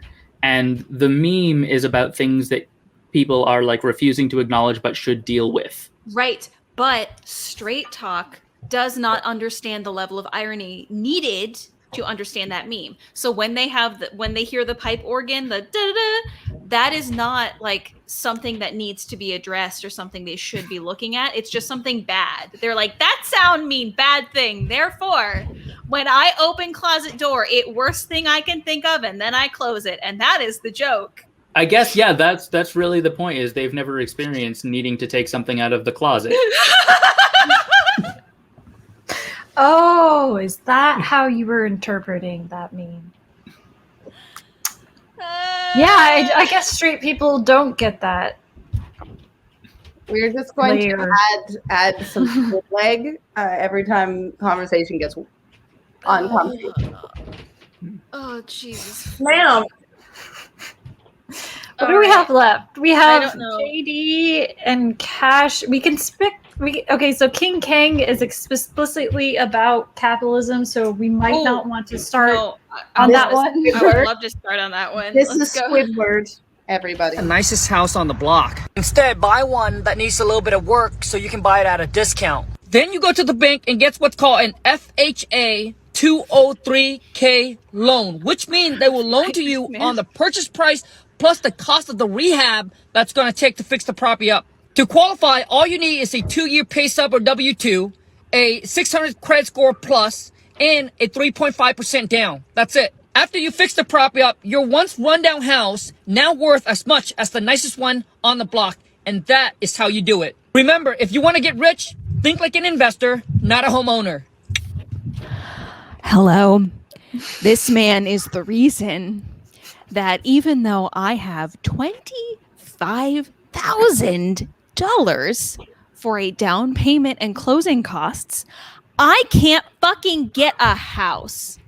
Do you understand how many investors are driving upstate and finding houses that should go to people who have like finally saved up enough money for a home because they're starter homes, because they're the house you like can like raise a kid in, and buying them and flipping them and selling them for way more than they're worth? The house is not going to hold any of that value after the housing market cools off, but they know they can get people putting in $50,000 over because they have the money. I don't even qualify. I don't qualify for an FHA loan that includes that renovation thing because I don't have any ability to do that renovation. The question is, does advice TikTok, is that straight talk? So that level capitalist advice TikTok is straight TikTok. But like also this level of bullshit is why houses in my area, like I want everyone to know right now that it is more expensive to live in like 5 Canadian cities than it is to live in New York and LA. Yep. And the housing market in my area has gotten so hot that houses are going for double like asking. And everyone's reaction here is just like, oh, it's just catching up to the market because investors have fucked over housing so much in North America. Yeah. This is a fucking nightmare. But this is literally what's happening all over the country, and this is why people can't get houses. This is 100% straight talk. And I justify this as being 100% straight talk because I feel like queer people are interested in building communities, and this is not a person who is interested in building shit. Yeah, and I feel like this is the quality of advice videos that I think probably significantly distinguishes straight talk advice from other talk advice.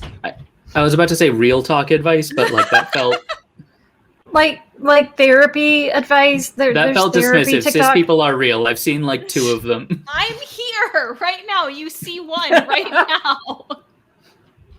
And sometimes Nick comes on camera, so there's 2.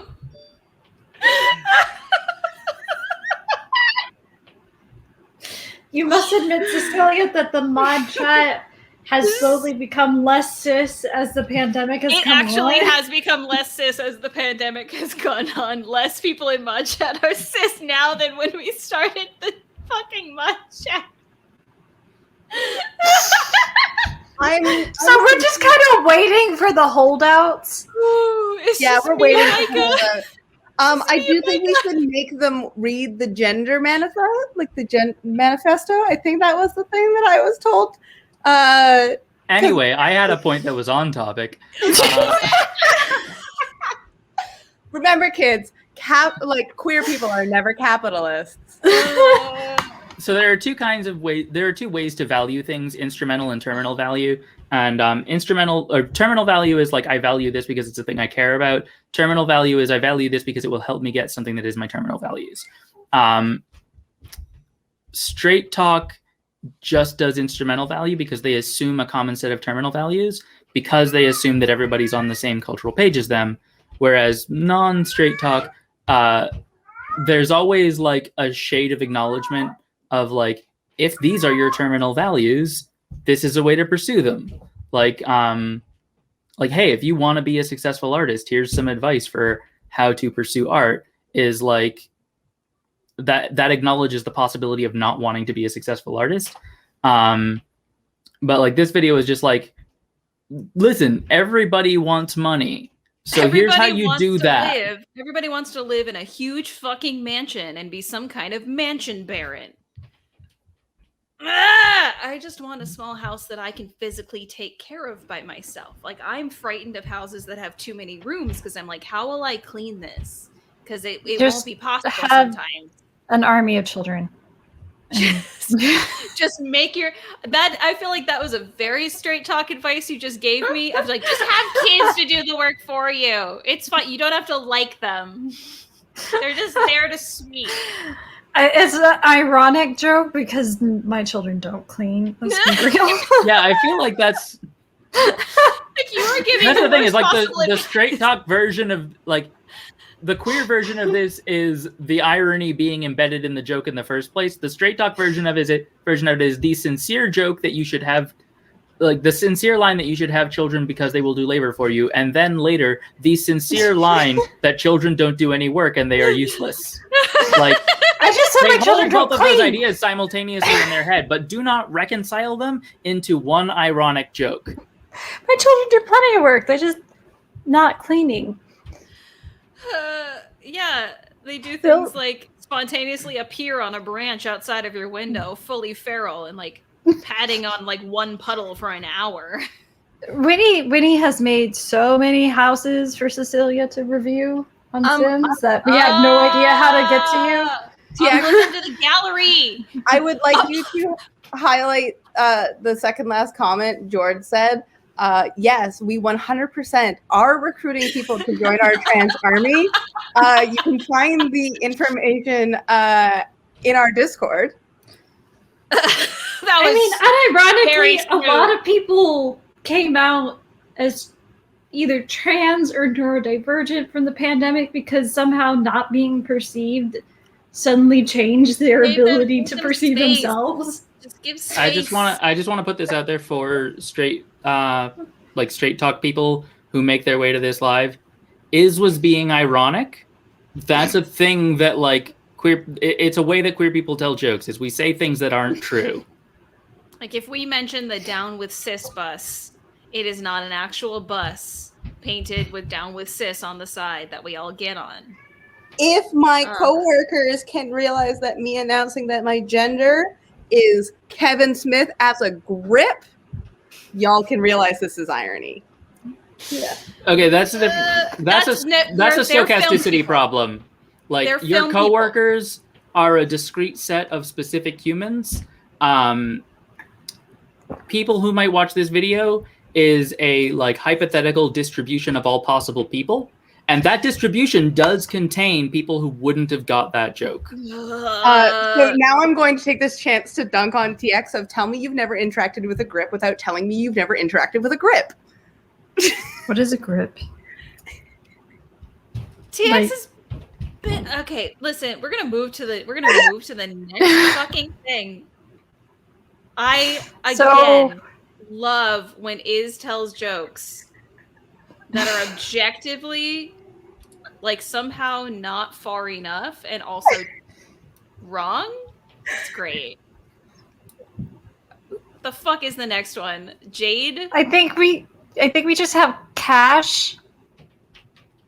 I think so. I want to watch Jade because I can see the caption is "It's just a joke," so I know I'm gonna hate it. Oh yeah, that one too.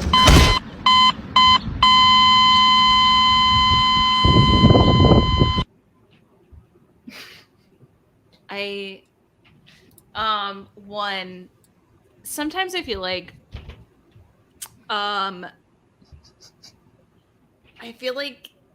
straight talk is too comfortable sharing. Like they say more out of pocket. Like I'm not saying that queer talk can't say fully fucking out of pocket things. They absolutely do. But I just feel like especially younger people on straight talk are fully okay with demonstrating that they are sexually active and in a way that seems a little frightening. Counterpoint. Counterpoint.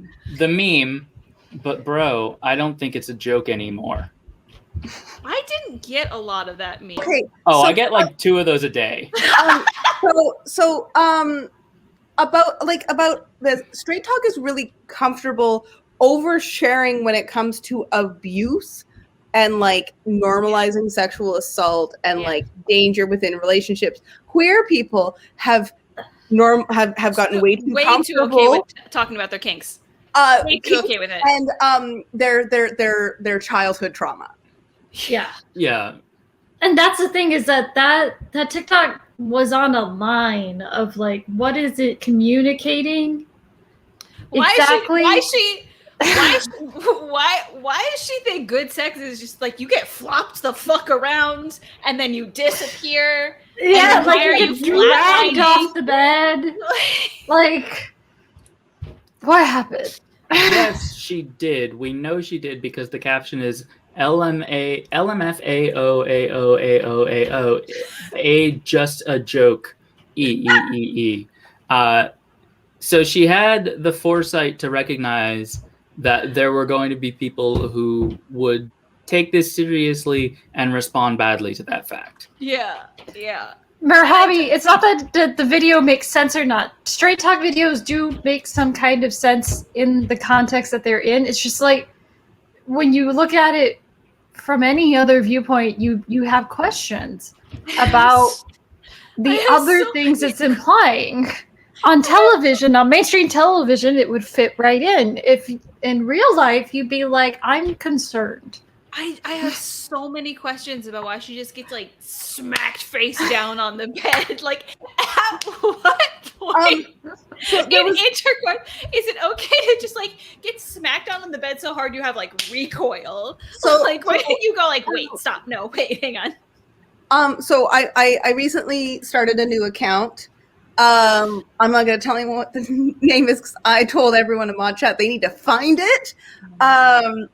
But there was a video that had similar energy to this without it being straight talk energy of someone being like, yeah, I was talking to this girl and she told me she was into XYZ, sent me videos, and I was like, I don't know if I can do that. And then the more I thought about it, I was like, oh, you know what? Maybe I can rise to the occasion in multiple ways. And then it was like, what does this say about me as a person? And it's like, that I'm a people pleaser. Jesus Christ. Like, but it was that, and he made it very clear that what this girl wanted was, you know, that violent choking, you know, make people concerned level of energy from her activity partners. That didn't look like that, though. That looked like she got her foot caught in the toilet. Maybe it was the audio too. Maybe it was the audio triggering too of like the going to put me in the hospital. It's so bad. I think I think this one definitely straddles a line, and I think there is also an element of TikTok for everyone of just like youthful oversharing, of like 20-year-olds kind of being excited that they're having the best sex they've ever had before because they haven't had a lot of it and they've like finally figured it out. Like, I feel like there is an element of that we are overlooking as a bunch of olds. I think there was also a little bit of the vibe of like, if you actually saw those texts, you would find that like just how astonishingly vanilla you have to be to think that that was kinky. Like, but always, when I think of queer oversharing TikTok, I think of Faye the Gay stitching that one woman who's like, this is how you catch a kinkajou. And she's like, and that's also how you catch a kinky Jew. And I was like,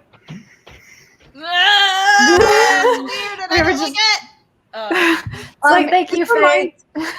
This reminds me of like an OkCupid question. I don't know if OkCupid still has the questionnaires, but back in the day they did. And one of the questions was like, if your partner asked you to make dolphin noises during your activities, what would your response be? Was one of the possible answers No, it was not. not. That's a missed opportunity. That's a missed opportunity. It was like yes, no, not okay. I like that they took that question seriously. I really enjoy that there was no hint of iron. That reinforces my feeling that OkCupid was an extremely straight website. But it was. I think the questions like that were really useful in OkCupid. Like there was weird edge shit that like most people were like, this doesn't matter at all. And then there was that subset of people who were like, this is the most important question and is exactly how I'm going to filter out whole categories of people.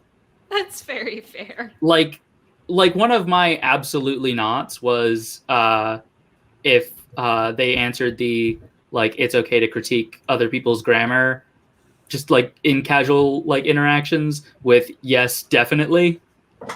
Goodbye. Like that's somebody like I don't want to know you. I don't want to have the first exchange. No.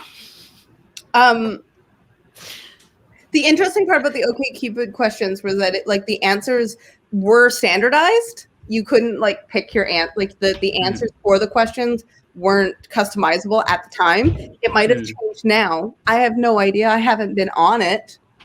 But for its time, OkCupid was the most queer-friendly dating app because fucking Tinder would just show you men, even if you selected woman. You're making me feel old by thinking that Tinder is. Yeah, and then there were things like questions like, are there more than two genders? Yeah. All right, we've got one left. Yes. One.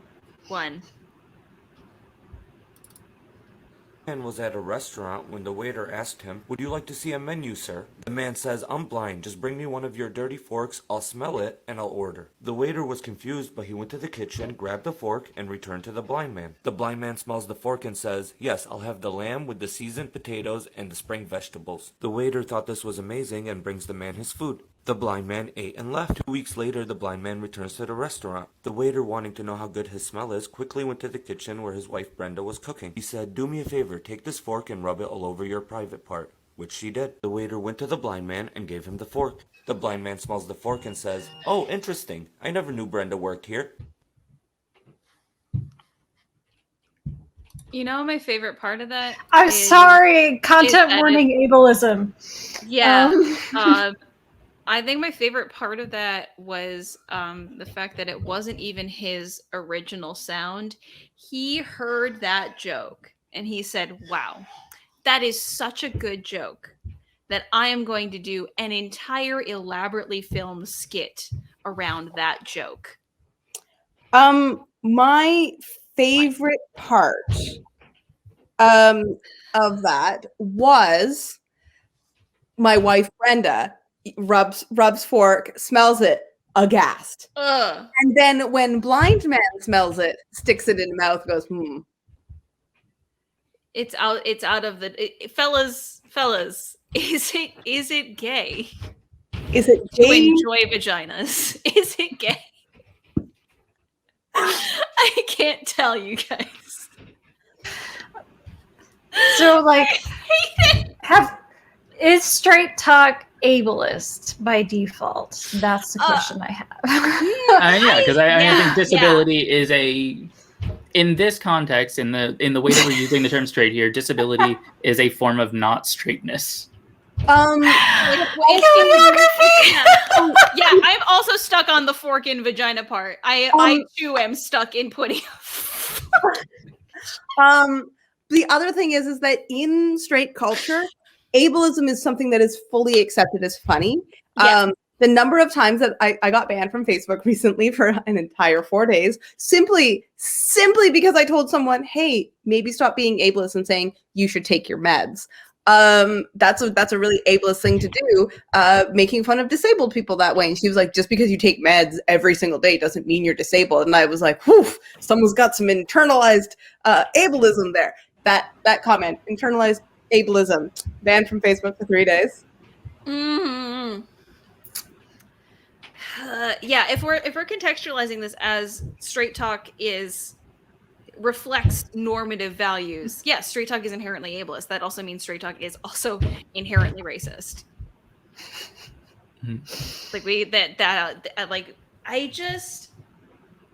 Everything about that really. I was like, there's so many layers to this that are a nightmare, just an absolute yeah. The fact that I'm still hung up on the fact that the production quality was relatively high, meaning he heard that joke and he was like, "This joke is so good." that I need. Skate that Gamer is- George. When I watched this video for the first time, when I was pulling through the videos, my only feeling at the end of this joke was, well, at least it wasn't a "I'll have the fish" joke. Oh, thank God. No, instead it was implied infidelity. Yeah, which is slightly funnier.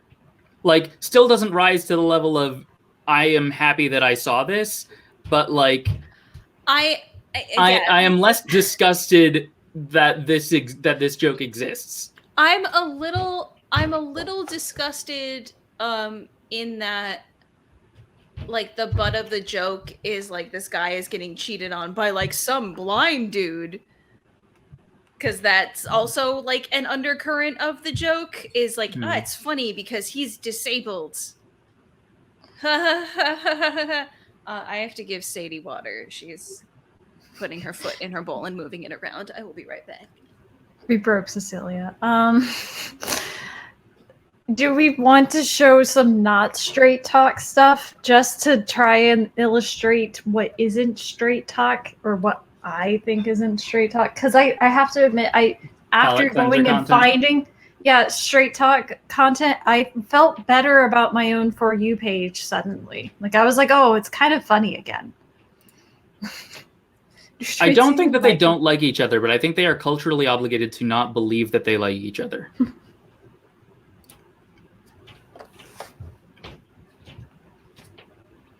If you think about it, I'm gonna wait for Cecelia to get back before pulling up the palette cleansers because I do think she needs them. If you think about it, like, is it straights are just bad at adopting counterculture? They're like, haha, marriage isn't actually that fun. When they could just, like, actually change the definition of marriage, but instead just rain on it.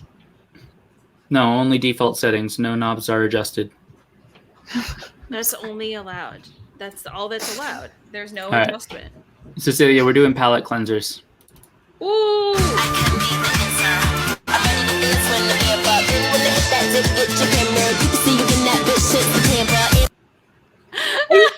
I showed this one to my coworker, and he had the same expression as that lady did, of like and then the light bulb went off, and he went, "Character customizer." I mean, that is literally how I have thought about my like identity for longer than I've realized for longer than I knew that I was trans. I just want to be Mr. Potato Head, where I can just swap body parts. Just like at a certain point in my life, I got to it was like, I don't understand why people leave themselves on the default settings. Like that seems to me like a bizarre thing to do. I think it might be why so like in Harry Potter, I just simply wanted to be an like Tonks, the metamorpho guy, because I was like, or would you choose, and why is it shape-shifting? It looks like we might be not broadcasting to Twitch right now. No, it says we're live. It is. It's okay. I'm getting a notification that says we're having trouble streaming to Twitch. This may be an issue on Twitch's end. We'll keep trying and let you know if it's resolved. Please check Twitch to ensure that the stream looks okay. We're back now. We froze. Okay. We're froze. All We're right. back. We're back. We're back. I reloaded. Okay. Cool. We got it. Thank y'all. Thanks for letting us know. Fine. Palette cleanser. Palette cleanser. All right. Next palette cleanser.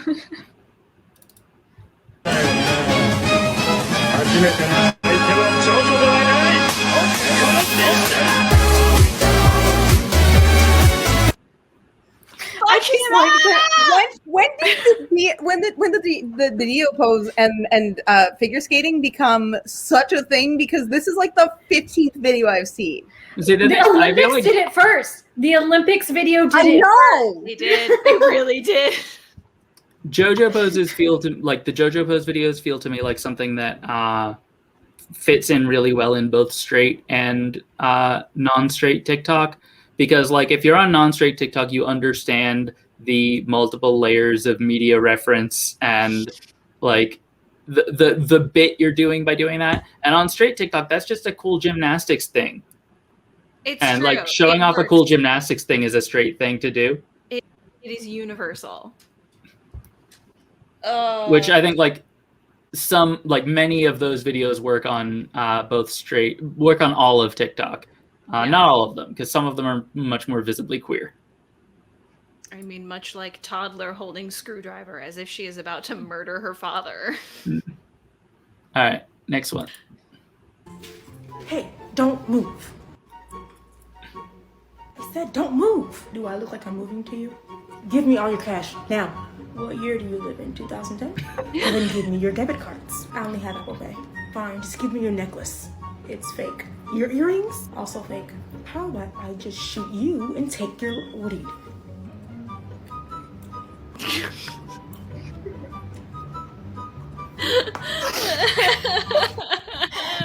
Oh, fucking teenagers, I love them.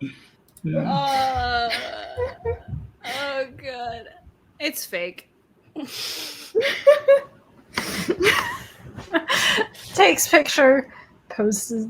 Yeah. Not me getting robbed. Bless them. I fucking love it so much. There's something really lovely about the not lovely, but like it is enjoyable, the convergence of like the I'm never gonna die feeling of teenagers, like the invincibility of teenagers and the inevitability of like climate change and the collapse of the economy. What a weird comment. It's just made them like, I don't fear death. I don't know how. I mean, it's like it's the inevitable outcome of combining these two things, but God, I fucking love it every time. They don't care. They really don't care. I'm proud of them. Wait, TX, do you have the video you sent to me earlier? No, but I could probably grab it. I want to play the last one that Kit What sent. about that video that you sent me of the lady eating the banana covered in mustard? This is so good, but I'm gonna be so gassy, Auntie. So, is your man here this weekend? No. You paying rent for your apartment? No? Yeah. By yourself? Yeah. You fart all day?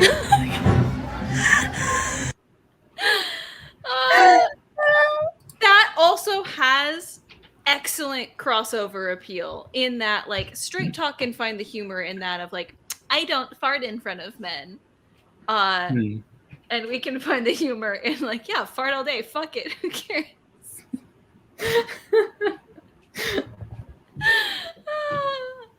I love her. She's all of our auntie now. Just Yeah, I think like encouraging us all to eat whatever we want. there's two ways to read that joke. One is, haha, silly old woman, I can't do that, but that it was funny that you suggested it, versus, yeah, you're right, what the fuck was I thinking? You are right, Auntie. I will fart all day. I pay my rent. The implication that it's like, because she pays her rent, she can do whatever she wants in that apartment. I love it. I love that the idea of like, you might not get your security deposit back because you've just been farting too much. Thank you, Auntie. Are you talking, Cecelia, are you talking about the Learns to Juggle Yeah. TikTok? Yeah. Yeah, give me a moment. Yeah. Okay. Thank you for these palette cleansers. This just makes me happy. No, After this, I go back to no TikTok, and you guys having to send me TikToks so that I become unhinged. It's good. Hey, by the way, audience weigh in. Should we do this more often, where we evaluate StraightTok videos? I don't think it needs to be. I feel like we can just say like, "Hello, welcome to niche community TikTok." I'd like to bully frog TikTok one day. We're here to experience it. I would love to, because I fully do not understand frog TikTok, if it's even still around. I assume it has morphed into something else, but there's like a certain point in memes where they become so abstract that my brain is like, I am no longer participating in the meme. I can't do it. I have not become so immersed in the meme that I can deal with this level of abstraction. There's some memes that are just so in my body at this point that I will see them in just like the slightest sense, and then I am just overcome to the point that I am going to be one of those grandparents that their grandchildren are like, "Grandma, are you okay?" And I'll just be singing "People, Children, people." And I'll be sitting there going, "Peaches, come in a hand. Micah, if you want us to do ABO TikTok, you're gonna have to send us the videos because you're the only one on it. Micah, that's gonna have to be a Thursday because I am not participating in that one. I do enjoy that for a little while. I was tagging a large portion of the mods in ABO TikTok crossover with Christian TikTok. Well, there was a period of time where everybody briefly got stuck on ABO Ramadan TikTok, which was a weird time. And then I ended up stuck on ABO Christian camp counselor TikTok. And then Cecelia was like, why didn't you tag me? So then I started tagging them. And that was maybe a nightmare. Yes, like I can bring book talk chaos into the we can do a book talk, which is like 90% shitting on Sarah J. Maas and her racist tropes TikTok book talk. But there's other stuff. I mean, I know I'm certainly on like a niche theater TikTok. I get a lot of fucking musical theater nerd content. 99% of it is making fun of Lin-Manuel Miranda. All right, I've got the juggling TikTok. Yeah. Metal Alchemist. Full Metal Alchemist. What? Thank you. Thank you. It makes me so happy. Iz, you haven't been around for this sound, have you? You haven't. You haven't been around for the sound. I'll send you some. I would love to expose you to the purer version of this meme. But DJ Algo, take it from me. You don't This is know. this is where to stop. This is where you stop this journey. This is a good place to stop. Wait, so about that video we just saw, as a circus human, does being good at juggling in the real world not get you all of the fucking bitches? No, it doesn't. It only works on theater and circus people. Just so you know. But like being what about juggling knives? No, that's fucking unhinged. That's unhinged behavior. What about fire? What about juggling fire? Izzy, I see what you're doing. I understand what you're getting at, but no matter what your talent is, you can get late at Ren Fair. I honestly thought Izzy was going towards like something more nefarious. No, I need like to the go. next circus trick. What? I understand. Okay, so here's the thing. As somebody who has walked into Ren Fair as like peak Ren Fair cool, in that I was there with the Armored Combat League and we were all in full gear. I understand that in any other space, that is full fucking nerd behavior. You would immediately get shoved. I know that me making like a house sigil with my at the time boyfriend who was wearing full fucking plate armor is not cool in the real world.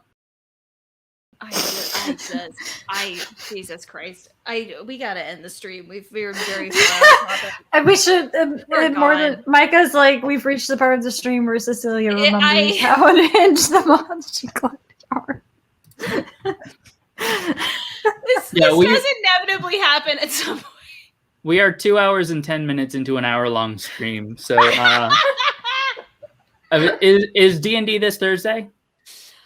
Yes, it is. It's not D&D. It is role playing. Sword lesbians. We're playing Thirsty Sword Lesbians, which is a game I encourage you all to look up. It's really great. Just reading the book is really great. But yeah, that's going to be with Amelia. I will be there. Kit, are you there? I'm gonna check the dude. I'll watch. I don't think I'm It's going to be like many of your favorite TikTokers and mods in TOCA are going to be playing a role-playing game this Thursday, Thirsty Sword Lesbians, being GM'd by Amelia Sum, one of the most prominent D&D TikTokers. And she has openly stated that she will not be preparing in advance. Per her usual, when it comes to our stuff, she's like, no, what happens, happens.